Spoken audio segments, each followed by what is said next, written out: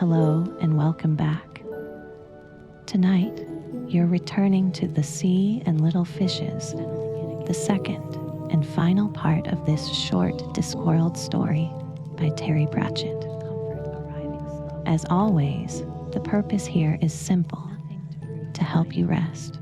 So if you're listening with headphones on, that's ideal, because it gently narrows the world down to just this moment and lets everything else fade back into the distance. Before the story continues, take a few moments to settle in again, exactly as you are.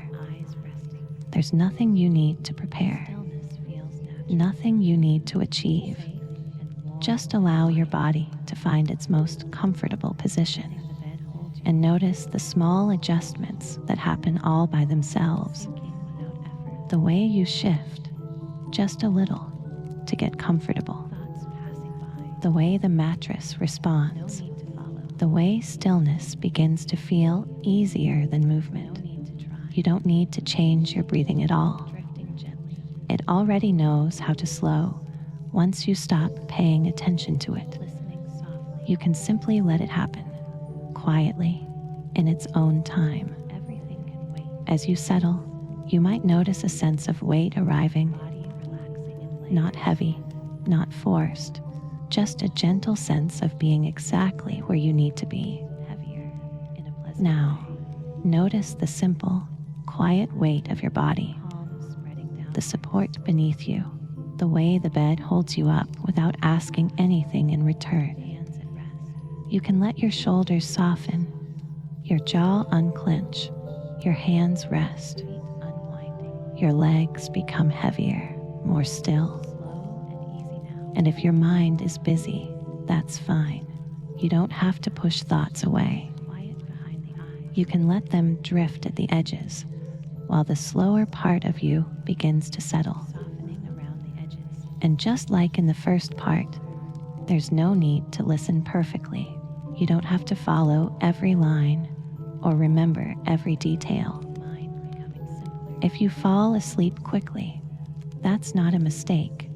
It's the design. The story will keep going whether you track it or not, and you can return to it on another night whenever you wish.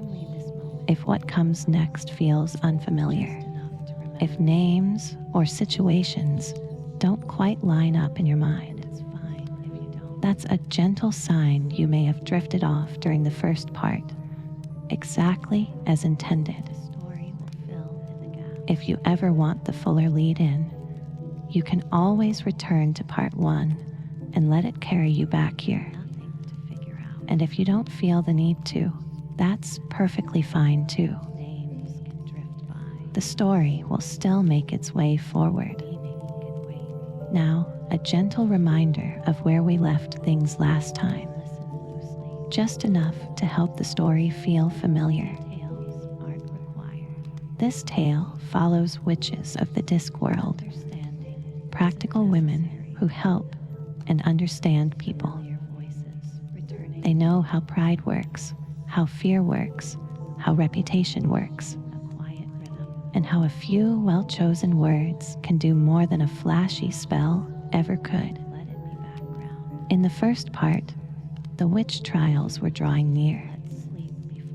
One of those days when witches gather, compete, and quietly measure one another. A bonfire at the end is also tradition, not to mention a great deal of unspoken hierarchy. And everyone knows what happens when Granny Weatherwax enters the trials. She wins, not because she enjoys it, but because, in Granny's world, there isn't much room for anything else.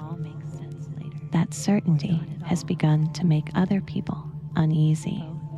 A small committee appeared well-meaning, fussy, and suddenly very interested in organizing what never used to need organizing. They even approached Nanny Ogg, friendly, capable Nanny. because if anyone could speak to Granny without getting turned into a cautionary tale, it would be her. And when they finally raised the subject with Granny herself, it wasn't a challenge. Not exactly. More like a suggestion, a proposal that she might step back, be encouraging, take an emeritus sort of role. Perhaps even let there be judges. Perhaps even let it all be nice and safe. And threaded through it all was an idea that landed like a spark near dry kindling, that Granny Weatherwax might find things easier if she tried being nicer. That's the shape of it. The trials approaching. People trying to shift the rules, Nanny caught between diplomacy and disaster, and Granny Weatherwax being asked very carefully to become something she's never had much patience for. So, from here, you can let your eyes stay closed. Let your breathing remain slow and steady, and let the next part of the tale arrive softly. Now, let's continue the story where we left off. Next day, Percy Hopcroft opened his back door and looked straight up into the blue stare of Granny Weatherwax. "Oh my," he said under his breath. Granny gave an awkward little cough. "Mr. Hopcroft, I've come about them apples you named after Mrs. Ark," she said. Percy's knees began to tremble, and his wig started to slide off the back of his head to the hoped-for security of the floor. "I should like to thank you for doing it, because it has made her very happy," Granny went on, in a tone of voice which would have struck one who knew her as curiously monotonous. "She has done a lot of fine work, and it's about time she got her little reward. It was a very nice thought, and so I have brung you this little token." Hopcroft jumped backwards as Granny's hand dipped swiftly into her apron and produced a small black bottle, which is very rare because of the rare herbs in it. What are rare? Extremely rare herbs. Eventually, it crept over Hopcroft that he was supposed to take the bottle. He gripped the top of it very carefully, as if it might whistle or develop legs. Thank you very much," he mumbled. Granny nodded stiffly. "Blessings be upon this house," she said, and turned and walked away down the path. Just observing. Hopcroft shut the door carefully and then flung himself against it.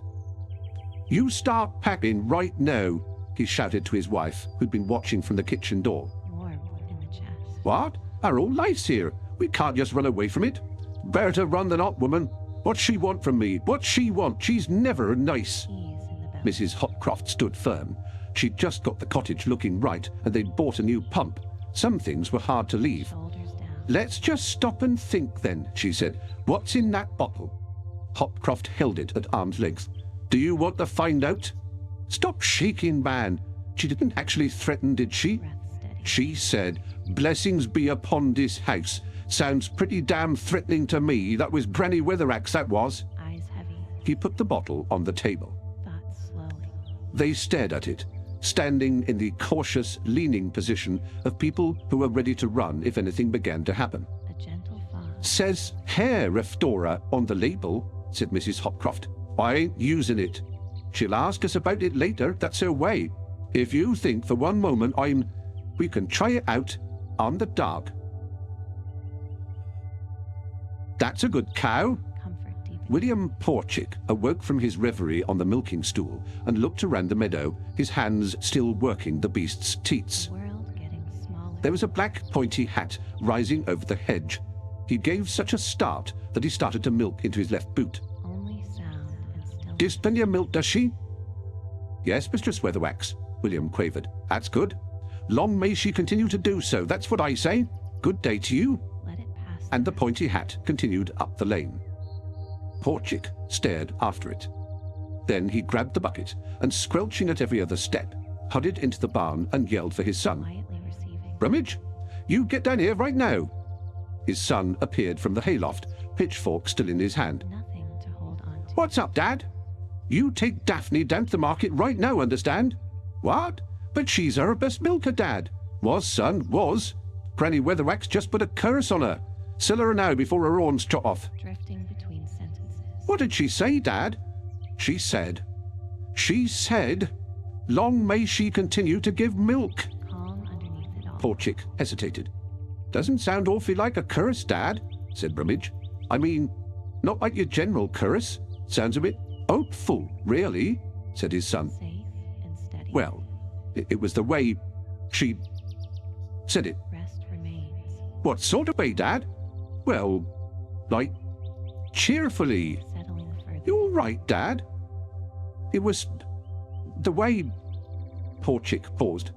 Well, it's not right, he continued. It's not right. She's got no right to go around being cheerful at people. She's never cheerful. And my boot is full of milk. Loose and drowsy. Today, Nanny Ogg was taking some time out to tend her secret still in the woods. A soft mind. As a still, it was the best-kept secret there could be, since everyone in the kingdom knew exactly where it was, and a secret kept by so many people must be very secret indeed. Sleep coming close. Even the king knew, and knew enough to pretend he didn't know, and that meant he didn't have to ask her for any taxes, and she didn't have to refuse. Quiet laughter faded. And every year at Hogswatch, he got a barrel of what honey might be if only bees weren't teetotal. All is well. And everyone understood the situation. No one had to pay any money, and so, in a small way, the world was a happier place. And no one was cursed until their teeth fell out. No effort, just drift. Nanny was dozing. Keeping an eye on a still was a day and night's job, but finally the sound of people repeatedly calling her name got too much for her. Still and safe. No one would come into the clearing, of course. That would mean admitting that they knew where it was. So they were blundering around in the surrounding bushes. Soft amusement. She pushed her way through and was greeted with some looks of feigned surprise that would have done credit to any amateur dramatic company. Quiet smile. Well, what do you lot want? She demanded. Oh, Mrs. Ogg, we thought you might be taking a walk in the woods, said Porchik, while a scent that could clean glass wafted on the breeze. You got to do something. It's Mistress Weatherwax. Voices far away. Was she done? You tell her, Mr. Ampicker. The man next to Porchik took off his hat quickly and held it respectfully in front of him in the "I, Signor, the bandidos have raided our villages" position. Safe in your bed. Well, ma'am, my lad and I were digging for a well, and then she come past. Granny Weatherwax. Yes'm. And she said, Hampicker gulped, you won't find any water there, my good man. You'd be better off looking in the hollow by the chestnut tree.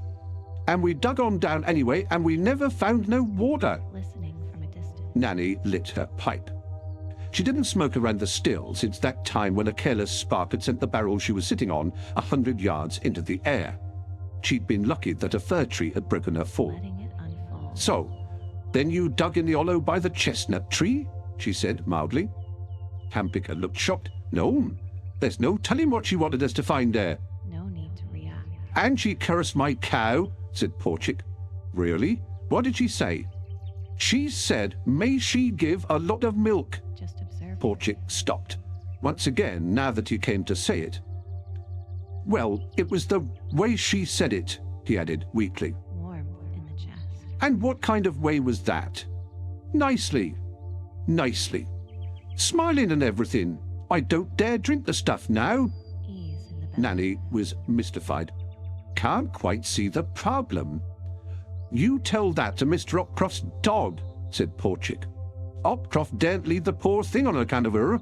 The whole family's going mad. There's him shearing, his wife sharpening the scissors, and the two lads out all the time looking for fresh places to dump the hair. Shoulders down.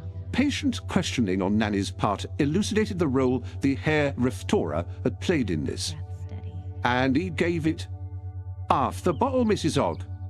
Even though Esme writes a right small spoonful once a week on the label. Eyes heavy. And even then you need to wear roomy trousers. He said he was so nervous, Mrs. Ogg. I mean, what's she playing at? Our wives are keeping the kids indoors. I mean, supposing she smiled at them. Thoughts slowing. Well, she's a witch. So am I, and I smiles at them, said Nanny Ogg. They're always running after me for sweets. A gentle fog. Yeah, but you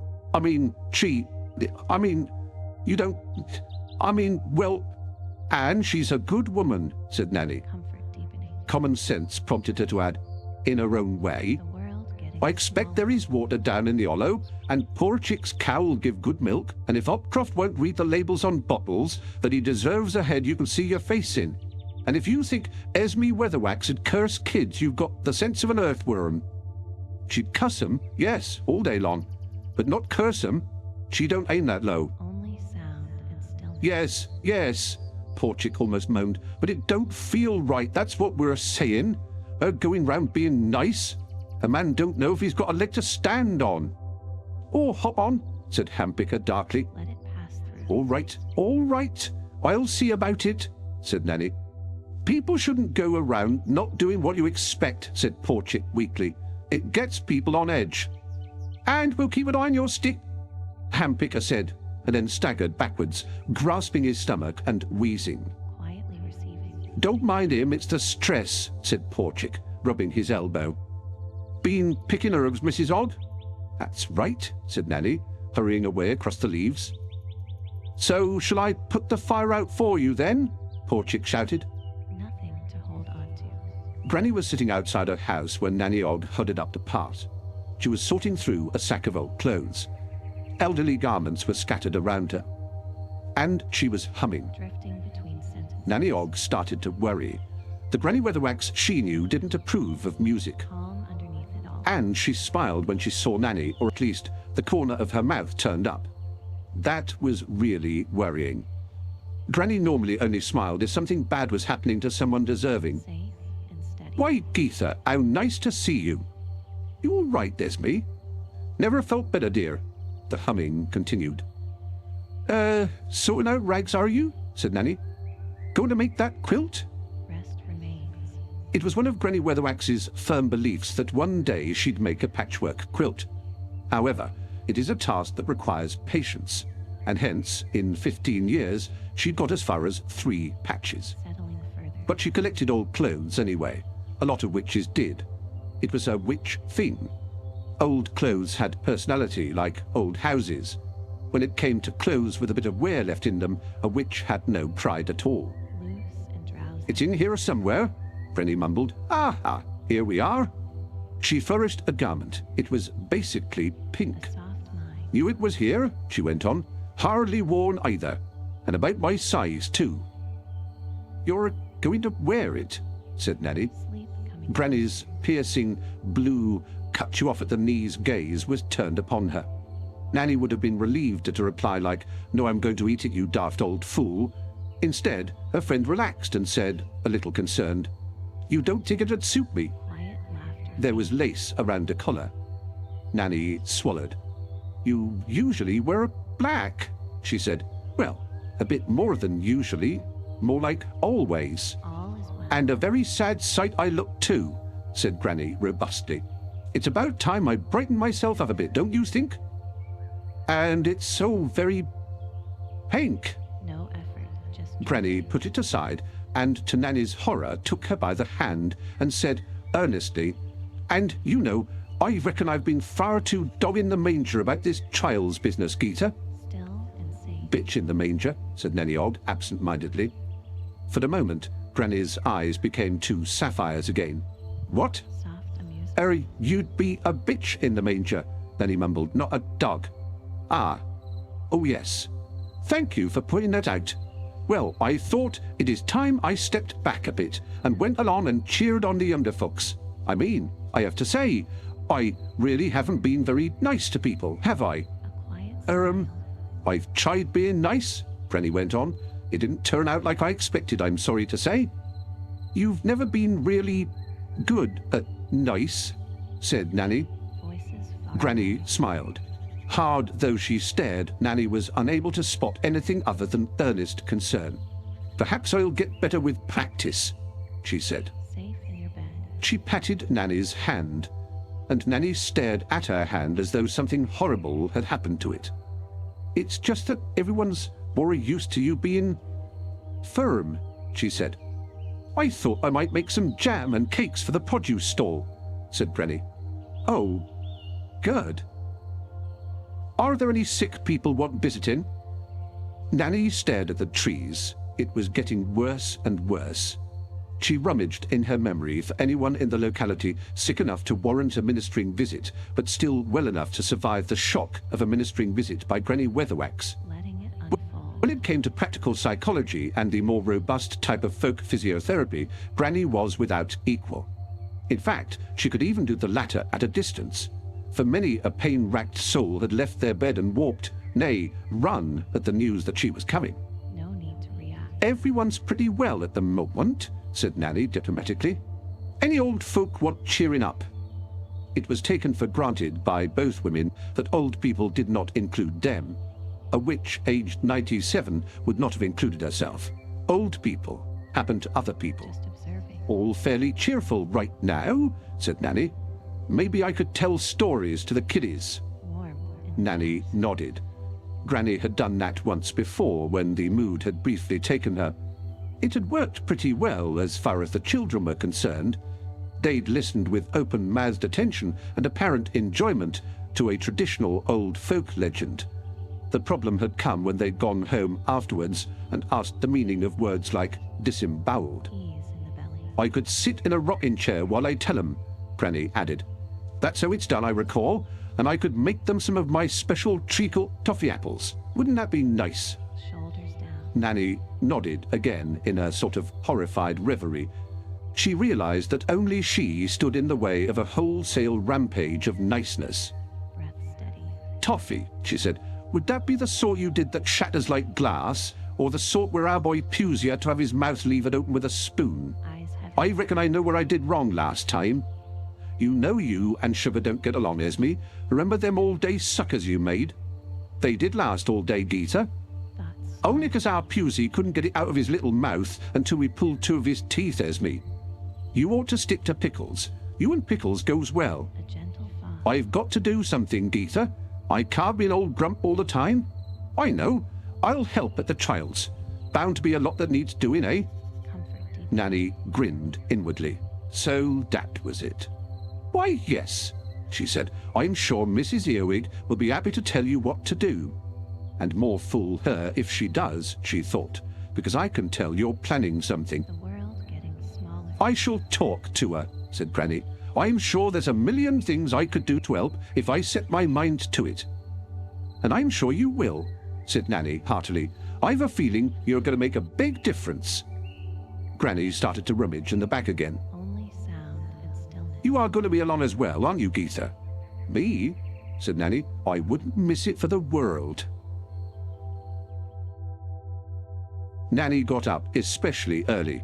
If there was going to be any unpleasantness, she wanted a ringside Let seat. it pass through. What there was bunting. It was hanging from tree to tree in terrible brightly coloured loops as she walked towards the trials. Lightly receiving. There was something oddly familiar about it, too. It should not technically be possible for anyone with a pair of scissors to be unable to cut out a triangle, but someone had managed it. And it was also obvious that the flags had been made from old clothes, painstakingly cut up. Thing to hold on to. Nanny knew this because not many real flags have collars. In the trials field, people were setting up stalls and falling over children.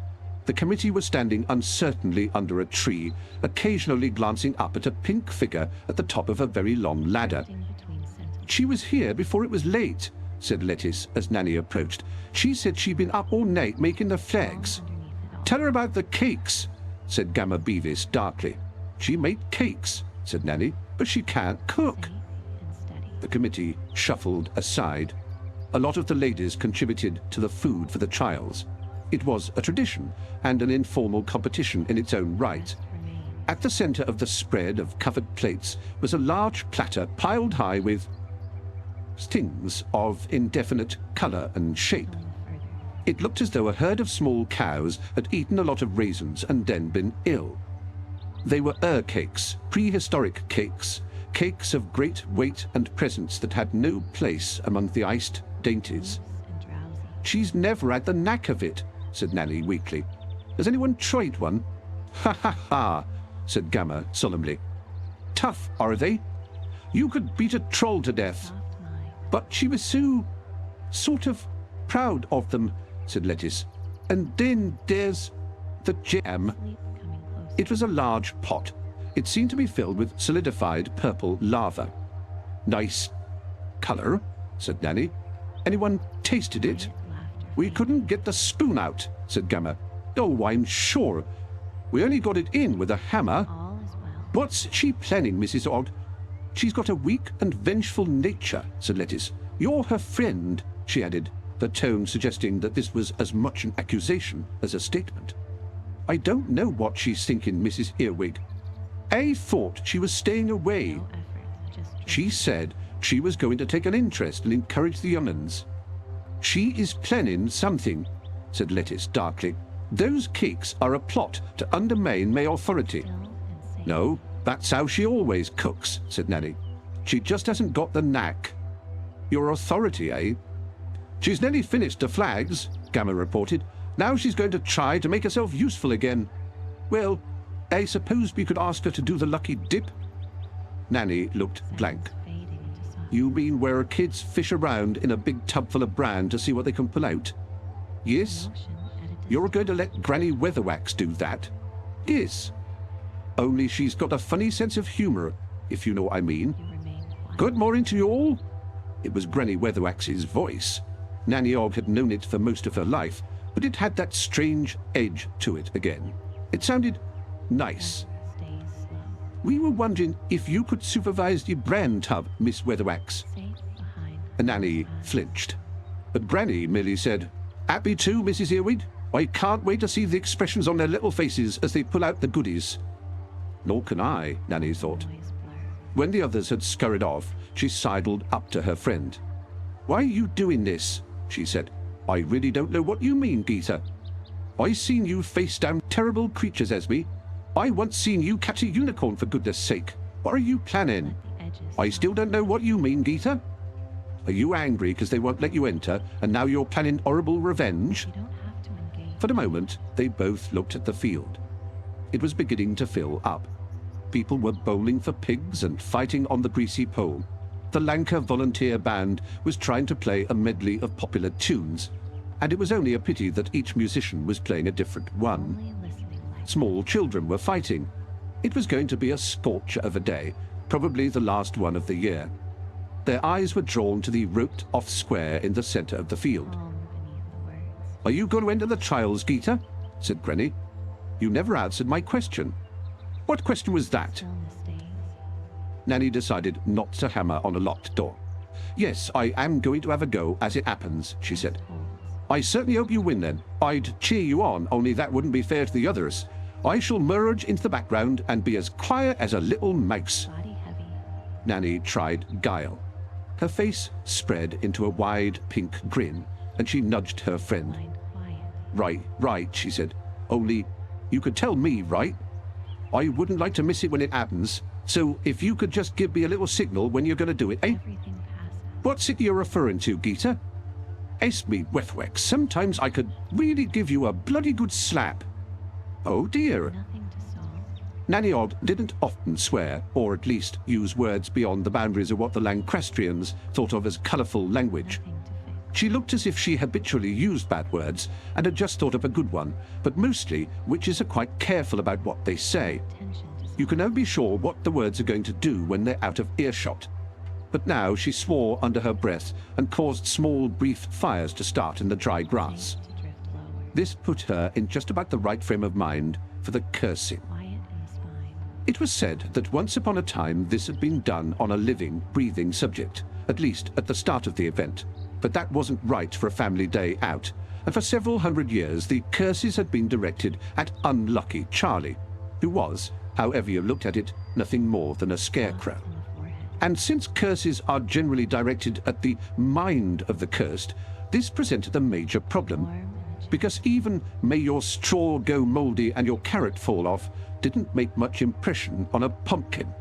But points were given for general style and inventiveness.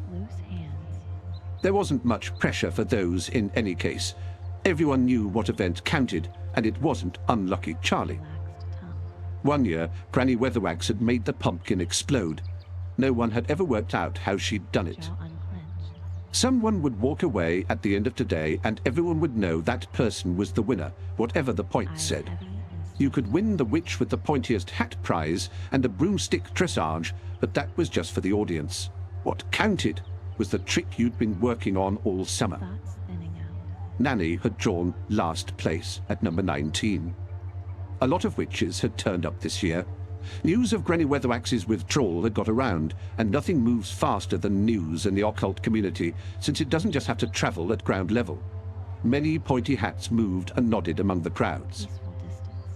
Witches are among themselves generally as sociable as cats, but as also with cats, there are locations and times and neutral grounds where they meet at something like peace. And what was going on was a sort of slow, complicated dance. The witches walked around saying hello to one another and rushing to meet newcomers, and innocent bystanders might have believed that here was a meeting of old friends, which, at one level, it probably was. But Nanny watched through a witch's eyes and saw the subtle positioning, the careful weighing up, the little changes of stance, the eye contact finely tuned by intensity and length. And when a witch was in the arena, especially if she was comparatively unknown, all the others found some excuse to keep an eye on her, preferably without appearing to do so. It was like watching cats. Cats spend a lot of time carefully eyeing one another. When they have to fight, that's merely to rubber stamp something that's already been decided in their heads. Nanny knew all this, and she also knew most of the witches to be kind, on the whole, gentle to the meek, generous to the deserving, the undeserving got more than they bargained for, and by and large, quite dedicated to a life that really offered more kicks than kisses. Not one of them lived in a house made of confectionery, although some of the conscientious younger ones had experimented with various crisp breads. Even children who deserved it were not slammed into their ovens. Generally, they did what they'd always done, smooth the passage of their neighbors into and out of the world, and help them over some of the nastier hurdles in between. You needed to be a special kind of person to do that. You needed a special kind of ear, because you saw people in circumstances where they were inclined to tell you things, like where the money is buried, or who the father was, or how come they'd got a black eye again. And you needed a special kind of mouth, the sort that stayed shut. Keeping secrets made you powerful. Being powerful earned you respect. Respect was hard currency. And within this sisterhood, except that it wasn't a sisterhood, it was a loose assortment of chronic non-joiners, a group of witches wasn't a coven, it was a small wall. There was always this awareness of position. It had nothing to do with anything the other world thought of as status. Nothing was ever said, but if an elderly witch died, the local witches would attend her funeral for a few last words and then go solemnly home alone with the little insistent thought at the back of their minds, "I've moved up one." And newcomers were watched very, very carefully. "Morning, Mrs. Ogg," said a voice behind her. "I trust I find you well." "How do you do, Mistress Shimmy?" said Nanny, turning. Her mental filing system threw up a card. Clarity Shimmy lives over towards Cutshade with her old mum, takes snuff, good with animals. "How is your mother keeping?" "We buried her last month, Mrs. Ogg." Nanny Ogg quite liked Clarity, because she didn't see her very often. "Oh dear," she said. "But I shall tell her you asked after her anyway," said Clarity. She glanced briefly towards the ring. "Who's the fat girl on now?" she asked. "Got a backside on her like a bowling ball on a short seesaw." "That's Agnes Ned. That's a good cursing voice she's got there. You know you've been cursed with a voice like that." "Oh yes, she's been blessed with a good voice for cursing," said Nanny politely. "Esme Weatherwax and me gave her a few ticks," she added. Clarity's head turned. At the far edge of the field, a small pink shape sat alone behind a lucky dip. It did not seem to be drawing a big crowd. Clarity leaned closer. "What's she, doing?" "I don't know," said Nanny. "I think she's decided to be nice about it." "Esme? Nice about it?" Yes," said Nanny. It didn't sound any better now she was telling someone. Clarity stared at her. Nanny saw her make a little sign with her left hand and then hurry off. falling through the day. The pointy hats were bunching up now. There were little groups of 3 or 4. You could see the points come together, cluster in animated conversation, and then open out again like a flower and turn towards the distant blob of pinkness. Past the voices. Then a hat would leave that group and head off purposefully to another one, where the process would start all over again. It was a bit like watching very slow nuclear fission. There was a lot of excitement, and soon there would be an explosion. Gliding into stillness. Every so often, someone would turn and look at Nanny, so she hurried away among the sideshows until she fetched up beside the stall of the dwarf Zack Strong-in-the-Arm, maker and purveyor of occult knick-knackery to the more impressionable. Turning down inside. He nodded at her cheerfully over the top of a display saying, "Lucky horseshoes, $2 each." "Oh, Mrs. Arg?" he said. Nanny realized she was flustered. Quiet collecting in you. "What's lucky about them?" she said, picking up a horseshoe. "Well, I get $2 each for them," said Strong-in-the-Arm. Softness. "And that makes them lucky?" "Lucky for me," said Strong-in-the-Arm. "I expect you'll be wanting one too, Mrs. Ogg. I'd have fetched along another box if I'd known to be so popular. Some of the ladies are bought too." Loose and unguarded. There was an inflection to the word ladies. "Witches have been buying lucky horseshoes," said Nanny. Safe. "Like there's no tomorrow," said Zack. He frowned for a moment. They had been witches after all. Edges blurred. There will be, won't there?" he added. "I'm very nearly certain of it," said Nanny, which didn't seem to comfort him. Seemed dissolved. "Suddenly been doing a roaring trade of protective herbs too," said Zack. And being a dwarf, which meant that he'd see the flood as a marvellous opportunity to sell towels, he added, "Could I interest you, Mrs. Ogg?" Mind untangled. Nanny shook her head. If trouble was going to come from the direction everyone had been looking, then a sprig of rue wasn't going to be much help. Thoughts spinning. A large oak tree would be better, but only maybe. Tension loosening its grip. The atmosphere was changing. The sky was a wide, pale blue, but there was thunder on the horizons of the mind. The witches were uneasy, and with so many in one place, the nervousness was bouncing from one to another and amplified, rebroadcasting itself to everyone. Awareness widening and fading. It meant that even ordinary people who thought that a rune was a dried plum were beginning to feel a deep, existential worry, the kind that causes you to snap at your kids and want to drink. Calm pocket of dark. She peered through a gap between a couple of stalls. The pink figure was still sitting patiently and a little crestfallen behind the barrel. There was, as it were, a huge queue of no one at all. Warm and unhurt. Then Nanny scuttled from the cover of one tent to another until she could see the produce stand. It had already been doing a busy trade, but there, forlorn in the middle of the cloth, was the pile of terrible cakes. Even And the jar of jam. Some wag had chalked up a sign beside it, "Get the spoon out of the jar, 3 tries for a penny." then you notice. She thought she'd been careful to stay concealed, but she heard the straw rustle behind her. The committee had tracked her down. Sleep arriving sideways. "That's your handwriting, isn't it, Mrs. Earwig?" she said. "That's cruel. That ain't nice." "We've decided you're to go and talk to Miss Weatherwax," said Lettice. "She's got to stop it." Sleep closing the distance. "Stop what?" "She's doing something to people's heads. She's come here to put the fluence on us, right? Everyone knows she does head magic. We can all feel it. She's spoiling it for everyone." "She's only sitting there," said Nanny. "Oh, yes, but how is she sitting there, may we ask?" Dusk finding its way in. Nanny peered around the stall again. "Well, like normal, you know, bent in the middle and the knees." Lettice waved a finger sternly. "Now you listen to me, Geetha Ogg. If you want her to go away, you go and tell her," snapped Nanny. "I'm fed up with—" There was the piercing scream of a child. Taking over quietly. The witches stared at one another and then ran across the field to the lucky dip. Body remembering how. A small boy was writhing on the ground, sobbing. It was Pusey, Nanny's youngest grandchild. Her stomach turned to ice. She snatched him up and glared into Granny's face.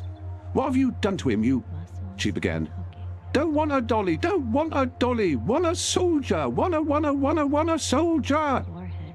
Now Nanny looked down at the rag doll in Pusey's sticky hand and the expression of affronted, tearful rage on such of his face as could be seen around his screaming mouth. "I wanna soldier!" And then at the other witches and at Granny Weatherwax's face, and felt a horrible cold shame welling up from her boots. Eyes sealed, gently shut. "I said he could put it back and have another go," said Granny meekly, "but he just wouldn't listen. Wanna so... Pusey Og, if you don't shut up right this minute, Nanny will..." Nanny Og began, and dredged up the nastiest punishment she could think of. "Nanny won't give you a sweetie ever again." Cheeks softening. Pusey closed his mouth, stunned into silence by this unimaginable threat. Tongue at rest. Then, to Nanny's horror, Lettice Earwig drew herself up and said, "Miss Weatherwax, we would prefer it if you left." Hands like velvet. "Have I been a bother?" said Granny. "I hope I'm not being a bother. I don't want to be a bother. He just took a lucky dip and you're upsetting people." Jaw slack and easy. Any minute now, Nanny thought. Any minute now she's going to raise her head and narrow her eyes, and if Lettice doesn't take 2 steps backwards, she'll be a lot tougher than me. Neck releasing. "I can't stay and watch," Granny said quietly. "I know your game," said Lettice. "You're planning to spoil it, aren't you?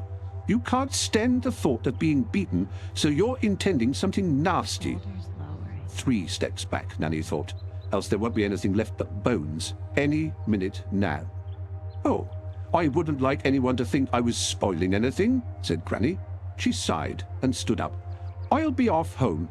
"No, you won't," snapped Nanny Og, pushing her back down onto the chair. "What do you think of this, Beryl Dismas? And you, Letty Parkin?" Hands forgetting to "They're all..." Lettice began. "I weren't talking to you." fingers uncurling. The witches behind Mrs. Earwig avoided Nanny's gaze. "Well, it's not that... I mean, we don't think..." began Beryl awkwardly. "That is, I've always had a lot of respect for... Well, it is for everyone." Noise becomes background. Her voice trailed off. Lettice looked triumphant. "Really? I think we had better be going after all, then," said Nanny sourly. "I don't like the company in these parts." She looked around. Texture. "Agnes, you give me a hand to get Granny home." "I really don't need..." Granny began, but the other 2 each took an arm and gently propelled her through the crowd, which parted to let them through and turned to watch them go. Texture becomes hushed. "Probably the best for all concerned in the circumstances," Hush said Lettice. becomes sleep. Several of the witches tried not to look at her face. There were scraps of material all over the floor in Granny's kitchen, and goots of congealed jam had dripped off the edge of the table and formed an immovable mound on the floor.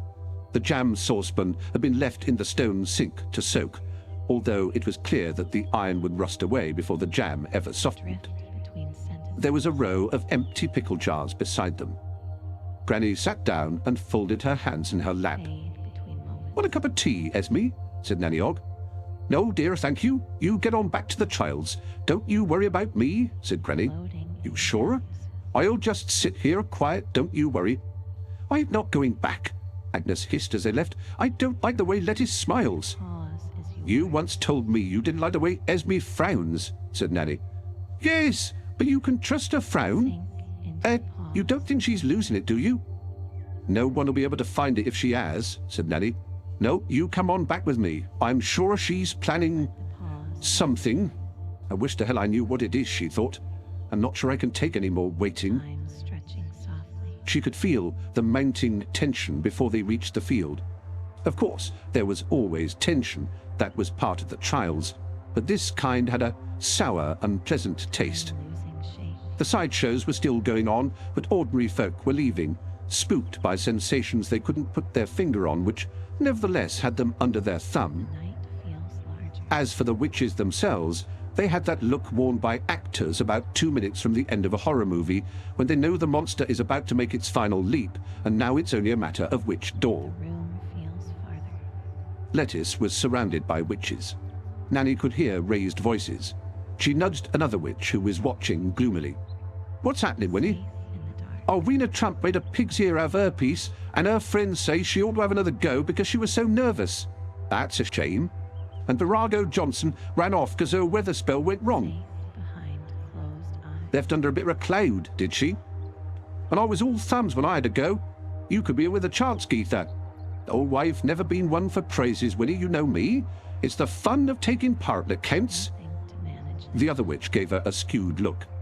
You almost made that sound believable, she said. Gamma Beavis hurried over. On you go, geezer, she said. Do your best, eh? The only contender so far is Mrs. Weavit and her whistling frog, and it wasn't as if it could even carry a tune. Poor thing was a bundle of nerves. Nanny Ogg shrugged and walked out into the roped-off area. Somewhere in the distance, someone was having hysterics, punctuated by an occasional worried whistle. Unlike the magic of wizards, the magic of witches did not usually involve the application of much raw power. The difference is that between hammers and levers. Witches generally tried to find the small point where a little change made a lot of result.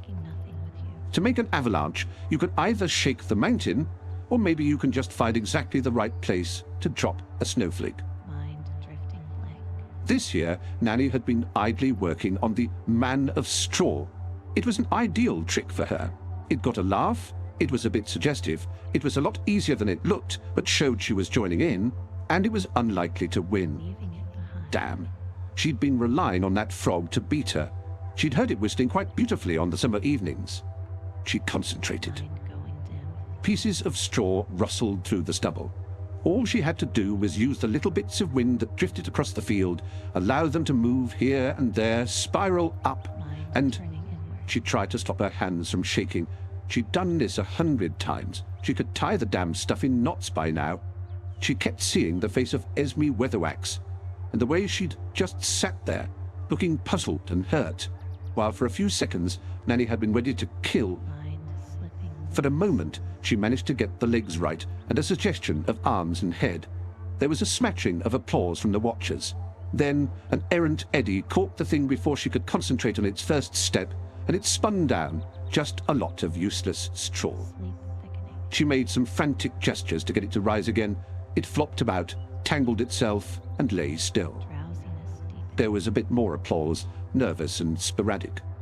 Sorry, don't seem to be able to get the hang of it today, she muttered, walking off the field. The judges went into a huddle. I reckon that frog did really well, said Nanny, more loudly than was necessary. The wind, so contrary a little while ago, blew sharper now. What might be called the psychic darkness of the event was being enhanced by real twilight. The shadow of the bonfire loomed on the far side of the field. No one as yet had the heart to light it. Almost all of the non-witches had gone home. Anything good about the day had long drained away. The circle of judges broke up, and Mrs. Earwig advanced on the nervous crowd, her smile only slightly waxen at the corners. Well, what a difficult decision it has been, she said brightly. But what a marvellous turnout, too. It really has been a most tricky choice. Between me and a frog that lost its whistle and got its foot stuck in its banjo, thought Nanny. She looked sidelong at the faces of her sister witches. She'd known some of them for 60 years. If she'd ever read books, she'd have been able to read the faces just like one. We all know who won, Mrs. Earwig, she said, interrupting the flow. What do you mean, Mrs. Ogg? There's not a witch here who could get her mind right today, said Nanny, and most of them have bought Lucky Charms too. Witches? Buying Lucky Charms? Several women stared at the ground. I don't know why everyone seems so afraid of Miss Weatherwax. I certainly am not. You think she's put a spell on you, Den? A pretty sharp one by the feel of it, said Nanny. Look, Mrs. Earwig, no one's won, not with the stuff we've managed today. We all know it, so let's just all go home, eh? Certainly not. I paid $10 for this cup, and I mean to present it. The dying leaves shivered on the trees. The witches drew together. Branches rattled. It's the wind, said Nanny Ogg, that's all. And then Granny was simply there. It was as if they'd just not noticed that she'd been there all the time. She had the knack of fading out of the foreground. I just thought I'd come to see you won, she said. Join in the applause and so on. Lettice advanced on her, wild with rage. Have you been getting into people's heads? She shrieked. And how could I do that, Mrs. Earwig? Said Granny meekly. Past all them Lucky Charms. You're laying. Nanny Ogg heard the indrawn breaths, and hers was loudest. Witches lived by their words. I don't lie, Mrs. Earwig. Do you deny that you set out to ruin my day? Some of the witches at the edge of the crowd started to back away. I'll grant my jam ain't to everyone's taste, but I endeavour, Granny began in a modest little tone. You've been putting affluence on everyone. Without effort. I just set out to help. You can ask anyone. You did admit it. Mrs. Earwig's voice was as shrill as a gull's. And I certainly didn't do any... Granny's head turned as the slap came. Supported completely. For the moment, no one breathed. No one moved. She lifted her hand slowly and rubbed her cheek. You know you could have done it easily. It seemed to Nanny that Lettuce's scream echoed off the mountains. Protected rest. The cup dropped from her hands and crunched on the stubble. Then the tableau unfroze. A couple of her sister witches stepped forward, put their hands on Lettuce's shoulders, and she was pulled, gently and unprotesting, Rest, away. Staying solid. Everyone else waited to see what Granny Weatherwax would do. She raised her head. I hope Mrs. Earwig is all right, she said. She seemed a bit distraught. Still through the bus. There was silence. Nanny picked up the abandoned cup and tapped it with a forefinger. She said. Just played, I reckon. If she paid $10 for it, the poor woman was robbed. She tossed it to Gamma Beavis, who fumbled it out of the air. Can you give it back to her tomorrow, Gamma? Gamma nodded, trying not to catch Granny's eye. Still, we don't have to let it spoil everything, Granny said pleasantly. Let's have the proper ending to the day, eh? Traditional like. Roast potatoes and marshmallows and old stories round a fire. And forgiveness. And let's let bygones be bygones. Calm at the core. Nanny could feel the sudden relief spreading out like a fan. The witches seemed to come alive at the breaking of the spell that had never actually been there in the first place. Everything easy. There was a general straightening up, and the beginnings of a bustle as they headed for the saddlebags on their A broomsticks. gentler pace. Mr. Hopcroft gave me a whole sack of spuds, said Nanny, as conversation rose around them. I'll go and drag 'em over. Can you get the fire lit, Esme? Relief spreading out. A sudden change in the air made her look up. Granny's eyes gleamed in the dusk. Nanny knew enough to fling herself to the ground. Granny Weatherwax's hand curved through the air like a comet, and the spark flew out, crackling. Warm like fire. The bonfire exploded. A blue-white flame shot up through the stacked branches and danced into the sky, Quiet etching shadows on the forest. It blew off hats and overturned tables and formed figures and castles and scenes from famous battles and joined hands and danced in a ring. breathing low. It left a purple image on the eye that burned into the brain and settled down and was just a bonfire. Sinking deeper. I never said nothing about forgetting, said Granny. Soft in the dark. When Granny Weatherwax and Nanny Ogg walked home through the dawn, their boots kicked up the mist. It had, on the whole, been a good night. Safe to let go. After some while, Nanny said, That wasn't nice what you done. I done nothing. Sleep thick and Yeah, well, it wasn't nice what you didn't do. It was like pulling away someone's chair when they're expecting to sit down. People who don't look where they're sitting should stay stood up, said Granny. dreams beginning. There was a brief pattering on the leaves, one of those very brief showers you get when a few raindrops don't want to bond with the brook. Body resting. Well, all right, Nanny conceded, but it was a little bit cruel. Right, said Granny. And some people might think it was a little bit nasty. Mind quieting. Right. Nanny shivered. The thoughts that had gone through her head in those few seconds after Pusey had screamed. Thoughts dissolve. I gave you no cause, said Granny. I put nothing in anyone's head that weren't there already. Sorry, Esme. Right. Only warm. But that just didn't mean to be cruel, Esme. I mean, she's spiteful and bossy and silly, but you've known me since we was girls, right? Granny interrupted. Through thick and thin, good and bad. Only stillness. Yes, of course, but... And you never sank to saying, I'm telling you this as a friend, did you? Nanny shook her head. It was a telling point. No one even remotely friendly would say a thing like that. Soft voices fading. What's empowering about witchcraft anyway, said Granny. It's a daft sort of a word. Search me, said Nanny. I did start out witchcraft to get boys, to tell you the truth. Calm ending. Think I don't know that? What did you start out to get, Esme? Granny stopped and looked up at the frosty sky and then down at the ground. Let it settle. Dunno, she said at last. Even, I suppose. Let it smooth out. And that, Nanny thought, was that. Deer bounded away as they arrived at Granny's cottage. Night holding you. There was a stack of firewood piled up neatly by the back door and a couple of sacks on the doorstep. One contained a large cheese. "Looks like Mr. Hopcroft and Mr. Poroshick have been here," said Nanny. Granny looked at the carefully yet badly written piece of paper attached to the second sack. "Dear Mistress Weatherwax, I would be most grateful if you would let me name this new championship variety of me Weatherwax. Yours in hopefully good health, Percy Hopcroft." Well, well, well. I wonder what gave him that idea. "Can't imagine," said Nanny. "I would just bet you can't," said Granny. Deeper into sleep. She sniffed suspiciously, tugged at the sack's string, and pulled out an Esme Weatherwax. It was rounded, very slightly flattened, and pointy at one end. It was an onion. Nanny Ogg swallowed. "I told him not—" "I'm sorry?" Nothing to do. "Oh, nothing." Granny Weatherwax turned the onion round and round, while the world, via the medium of Nanny Ogg, awaited its fate. Then she seemed to reach a decision she was comfortable with.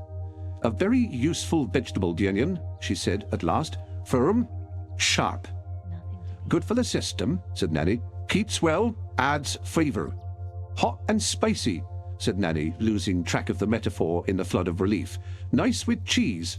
We don't need to go that far," said Granny Weatherwax, putting it carefully back in the sack.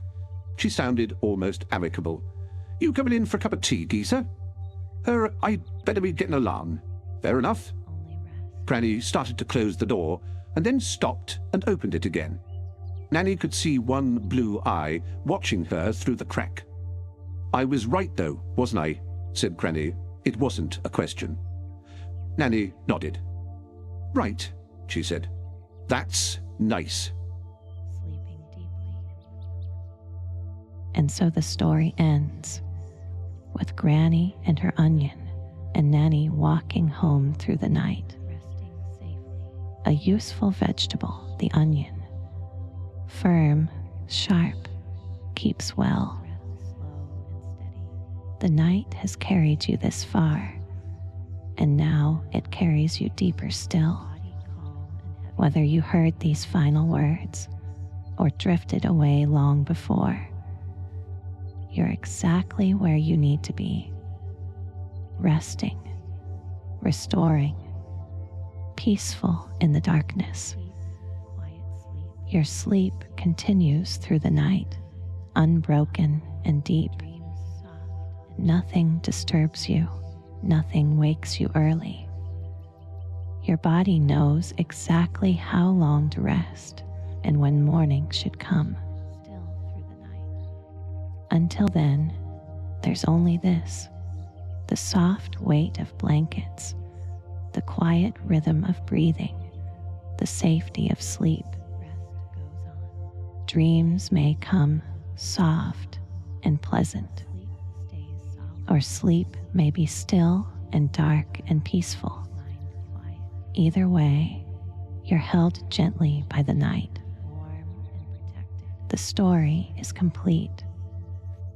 The bonfire has burned down to embers. The natural order between the witches has been restored. And you can simply sleep. Deep, restorative, healing sleep. Through the darkness and into the dawn, whenever that may be. Nothing disturbs your calm. Sleep well.